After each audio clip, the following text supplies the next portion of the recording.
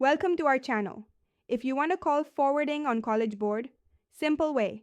Follow these step-by-step instructions to ensure your settings are properly configured. Step 1. Open the application or website on your device. Make sure you are logged in with your account credentials to access all settings and features. Step 2. Navigate to the settings menu by tapping the profile icon or menu button, usually located in the top corner of the screen. Step 3. Look for the relevant section in your settings menu. This may be under Privacy, Security, Preferences, or Account Settings depending on the platform. Step 4. Find the specific option you need to modify.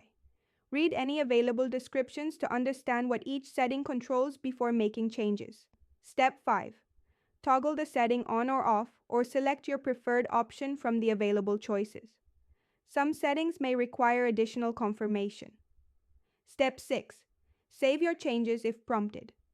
Some platforms save automatically, while others require you to click a Save or Apply button.